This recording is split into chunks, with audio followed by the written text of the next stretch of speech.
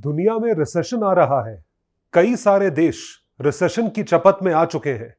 क्या भारत भी रिसेशन में स्लिप करेगा? यानी क्या भारत में भी रिसेशन आएगा? जानते हैं इस वीडियो में। Ladies and gentleman, boys and girls, मैं हूं आपका दोस्त, host, educator, mentor Sanghi sir, और आप सभी का स्वागत है रीच यूपीएससी पर। अगर आपने अभी तक चैनल सब्सक्राइब नहीं करा है तो प्लीज चैनल को सब्सक्राइब करें और साथ साथ घंटी वाला बटन दबाएं ताकि कोई भी अपडेट ना मिस कर पाए। तो जब हम बात करते हैं इन टर्म्स की, इन इकोनॉमिक टर्म्स की, जैसे कि स्लो डाउन, रिसेशन और डिप्रेशन, जो कि एक ब्लैक स्वॉन इवेंट है जो 100 साल में एक बार होता है, इनका क्या मतलब होता है और किस तरीके से हम इन चीजों को देखते हैं, आइए जानते हैं। कुछ ऐसी हेडलाइंस न्यूज़पेपर में देखने को मिली, जैसे bad news for big economies, जैसे कि यूके हुआ, जापान हुआ, ये सब रिसेशन में ऑलरेडी एंटर कर चुके हैं। किस बेसिस पे एंटर करते करे हैं ये हम आपको आज समझाएंगे। और क्या जापान और यूके के बाद भारत जैसे देश भी रिसेशन यानी कि मंदी की चपेट में आ सकते हैं? आइए देखते हैं। Let's have a look. And any economy और बिजनेस साइकिल, कोई भी अर्थव्यवस्था, ये दुनिया का दस्तूर है, ये नियम है, कोई भी अर्थव्यवस्था हो, कोई भी बिजनेस साइकिल हो, वो हमेशा ऊपर नहीं जा सकती और वो हमेशा नहीं नीचे नहीं जा सकती। उसका ग्राफ एक ईसीजी की तरह होता है जो कि ऊपर नीचे चलता रहता है। तो चाहे तेजी हो, चाहे मंदी हो, चाहे फास्ट फॉरवर्ड मूविंग इकोनॉमी हो, चाहे स्लो मूविंग इकोनॉमी हो, ये चीज टेम्पररी फेजेस होते हैं जो कि बिजनेसेस के चलते हैं।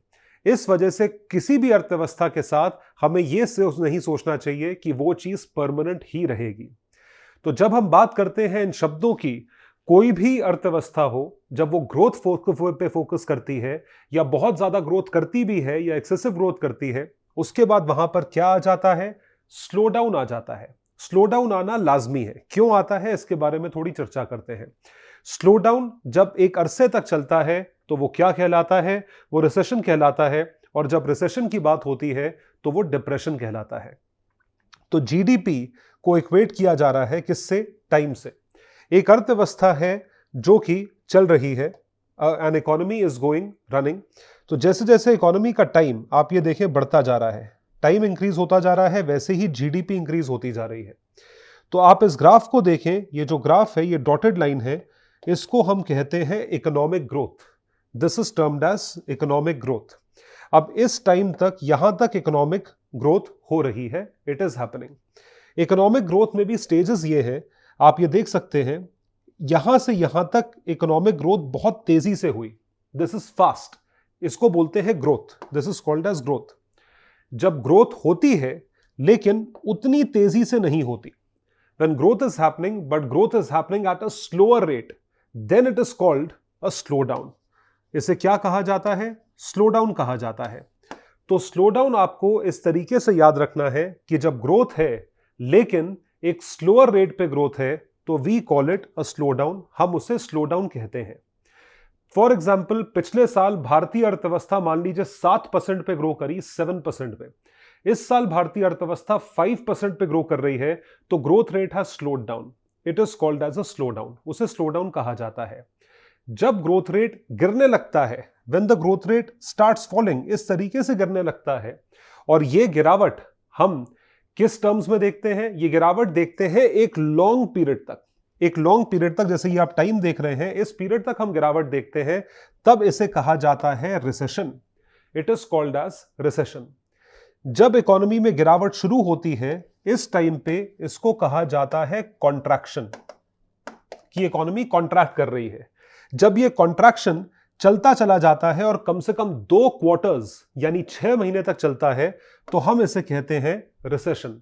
और जब ये रिसेशन और चलता चला जाता है तो इसे फाइनली कहा जाता है डिप्रेशन या डिप्रेशनरी फेज। बहुत लो चली जाती है इकोनॉमी। तो यहां पर हमने 4 टर्म्स देखे। वी हैव सीन 4 टर्म्स, हमने 4 टर्म्स देखे हैं। आपको फिर से ये टर्म्स में बताता हूं। पहला टर्म है इकोनॉमिक ग्रोथ, आर्थिक वृद्धि। इकोनॉमिक ग्रोथ जो है, जो आप सुनते होंगे वित्त मंत्री या प्रधानमंत्री की स्पीचेस में, भारत 7.2 से 7.3% पे ग्रो कर रहा है या इस फाइनेंशियल ईयर में ग्रो करेगा। This is economic growth. जो दूसरा टर्म हमने सुना है उस टर्म को हम कहते हैं स्लो डाउन। भारत जो है वो स्लो डाउन के किसी मूड में नहीं है। भारत जो है बहुत अच्छी स्पीड पे ग्रो कर रहा है, लेकिन और अर्थव्यवस्थाएं जैसे कि यूएस हुआ, जर्मनी हुआ, फ्रांस हुआ, ये सब एक स्लो डाउन फेज में है। यानी ये उस रेट पे ग्रो नहीं कर रहे हैं जिस रेट पे पिछले साल ग्रो कर रहे थे। जब स्लो डाउन चलता रहता है, it results into contraction. Economy जो है कॉन्ट्रैक्ट करने लगती है, यानी कि ग्राफ डिप करने लगता है। इकोनॉमिक ग्रोथ का ग्राफ डिप करने लगता है, उसको कहा जाता है कॉन्ट्रैक्शन। जब कॉन्ट्रैक्शन कंटिन्यू करता है, कम से कम 2 क्वार्टर तक कंटिन्यू करता है, तो हम उसे क्या कहते हैं? रिसेशन। वो किस चीज में एंटर कर चुका है? रिसेशनरी फेज में एंटर कर चुका है। और जब रिसेशन बहुत लंबा चलता है तो उसे कहा जाता है depression. It is termed as depression. तो ये सारी की सारी टर्म्स हमने यहां पर समझी। अब इनके जो इकोनॉमिक मीनिंग्स हैं, जो प्रॉपर इकोनॉमिक डेफिनेशंस हैं, ये भी मैं आपको बता देता हूं। आप देख सकते हैं, slow down refers to a situation where economic growth occurs but at a lower rate. ये लो रेट पे होता है। It can be resolved in a short term. अगर आपने टाइम पे इसको समझा तो वो एक छोटे अरसे में कंट्रोल किया जा सकता है। It causes low production level in an economy. फिर आता है recession. Recession is defined as GDP fall among 2 consecutive quarters. GDP fall हो रही है 2 क्वार्टर्स यानी 6 महीने तक अंडर कंसिडरेशन। तो इसका जो रिजल्ट है वो ये है कि हमारी आर्थिक हेल्थ को, इकोनॉमिक हेल्थ को ये बहुत मैसिवली इंपैक्ट करता है। इसको मैनेज करने के लिए बहुत ज्यादा पैसा पंप करना पड़ता है in order to come out of recession. So it leads to very low production levels low हो जाते हैं, अनएम्प्लॉयमेंट लेवल्स हाई हो जाते हैं, ग्रोथ तो वैसे ही नहीं हो रही है। So this is a huge problematic area.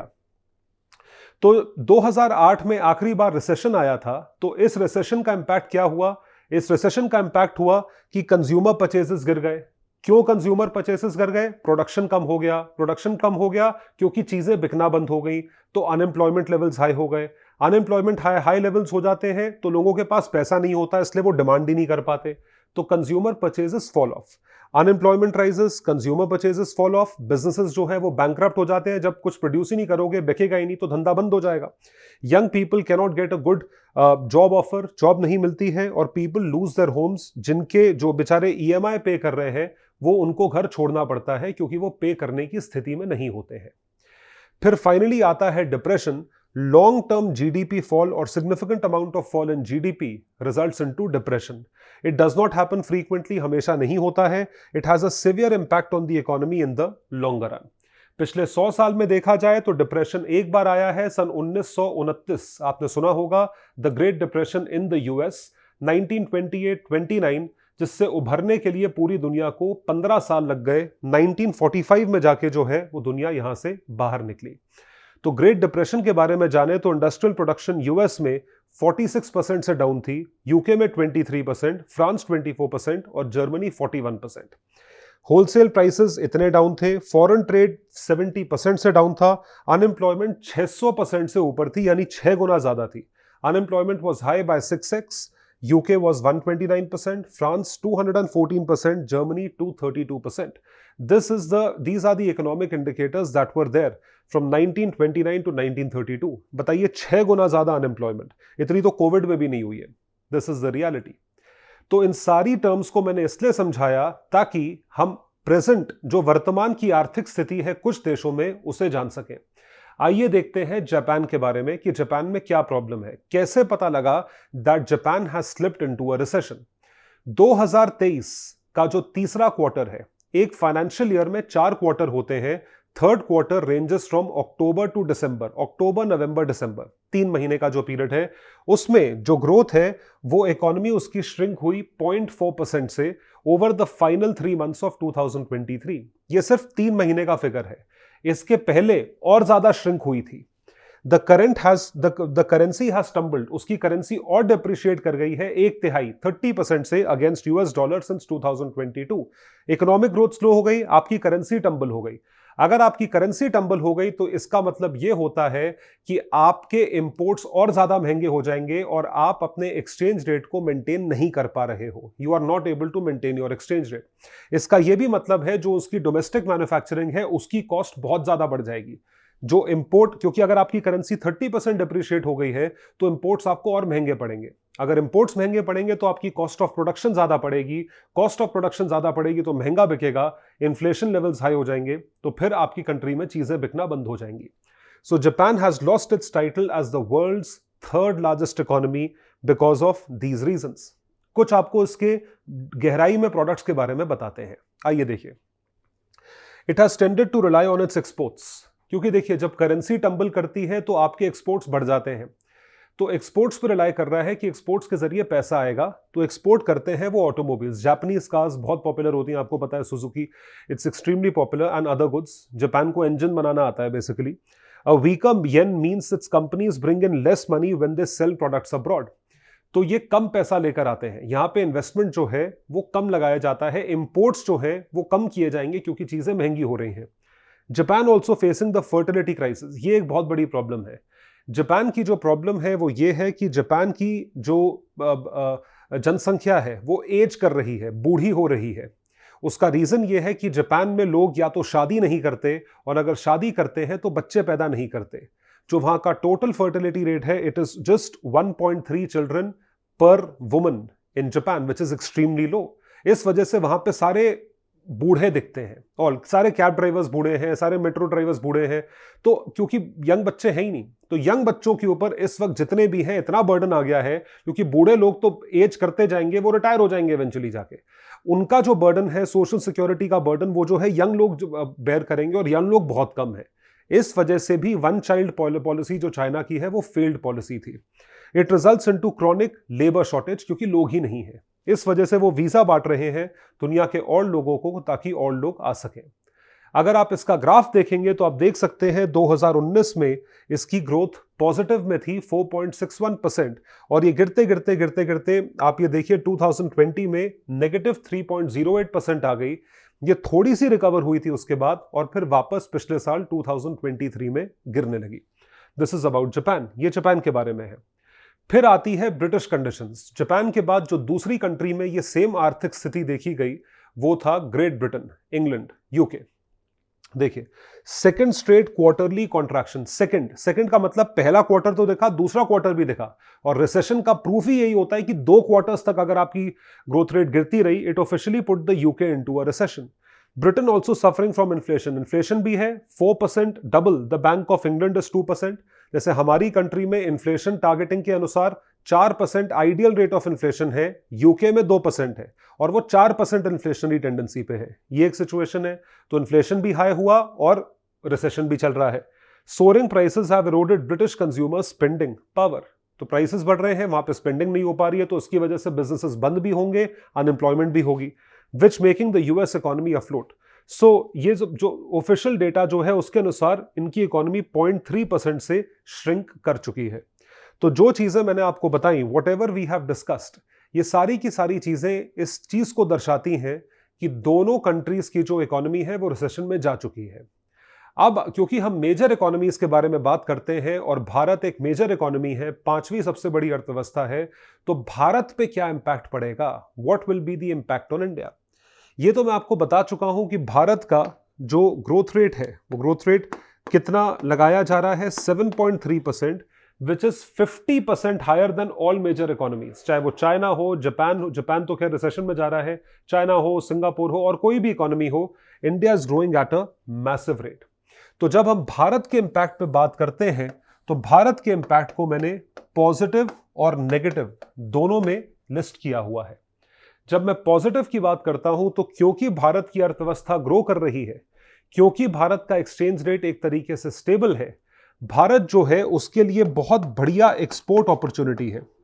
India has an export opportunity. जिन जिन मार्केट्स में जापान एक्सपोर्ट करता था, उन मार्केट में जापान अगर एक्सपोर्ट नहीं कर पा रहा है या कम एक्सपोर्ट कर रहा है, वहां पे भारत एक्सपोर्ट कर सकता है। जैसे कि ऑटोमोबाइल, जिन मार्केट्स में जापान शिप करता था, अगर जापान नहीं कर पा रहा है या लैक कर रहा है, वो इंडिया को अभी इंस्टेंटली एक्सप्लोर करना चाहिए।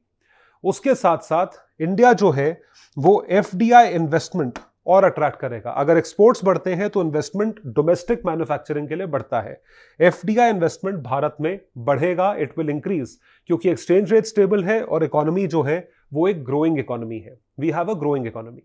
ये तो पॉजिटिव्स हैं और पॉजिटिव्स और भी कई हो सकते हैं, लेकिन इसके साथ जो नेगेटिव्स आते हैं वो ये है, जैसा मैंने आपको शुरुआत में बताया, जो चीज ऊपर जाती है वो नीचे आती ही है। तो भारत में भी हो सकता है बहुत जल्द एक स्लो डाउन देखने को मिले, और वो स्लो डाउन किसी भी रूप में देखने को मिल सकता है। इस वजह से हम यहां पे चीजों को इस तरीके से समझते हैं, because of Japanese low export, India's export will increase for automobiles. India का एक्सपोर्ट बढ़ सकता है, इंडिया को एक्सप्लोर करनी है ये अपॉर्चुनिटी। एफडीआई जो है वो डेफिनेटली बढ़ेगा क्योंकि इंडिया एक ग्रोइंग इकोनॉमी है, लेकिन इट मे इंपैक्ट नेगेटिवली, क्योंकि इंडियन डायस्पोरा जो ब्रिटेन में रहता है, जापान में रहता है, उस डायस्पोरा की या तो नौकरी चली जाएगी या उसकी अर्निंग बहुत कम हो जाएगी। अगर उसकी अर्निंग कम होती है तो वो यहां पे रेमिट नहीं कर पाएंगे, तो India will lose out on remittances from UK and Japan. ये पहला डिसएडवांटेज है, there will be reduction in remittances. उसके साथ साथ India's export will be hampered which we export to UK and Japan. UK Japan के पास पैसा नहीं है, इसलिए वो भारत से इंपोर्ट नहीं कर पाएंगे। तो ये एक सिचुएशन भारत के साथ आएगी, डेफिनेटली आएगी, क्योंकि आज हम एक ग्लोबलाइज्ड दुनिया में रहते हैं, इंटरलिंक्ड दुनिया में रहते हैं। इस वजह से एक इकोनॉमी पे इंपैक्ट पड़ता है तो दूसरी पे जरूर इंपैक्ट पड़ता है। तो आपको क्या लगता है, क्या भारत पे ऐसा कोई इंपैक्ट होगा, और अगर होगा तो उसमें पॉजिटिव्स या नेगेटिव्स क्या क्या होंगे, कमेंट सेक्शन में लिखकर जरूर बताइएगा। और अगर आपने वीडियो पूरा देखा है तो चैनल को सब्सक्राइब करना मत भूलना, लाइक बटन दबाना, कमेंट करना, प्लीज ये चीज करिए, आपका सपोर्ट चाहिए। हम बहुत मेहनत करते हैं आप तक ये वीडियोस लाने के लिए। Thank you so much, bye everyone, take care and all the best.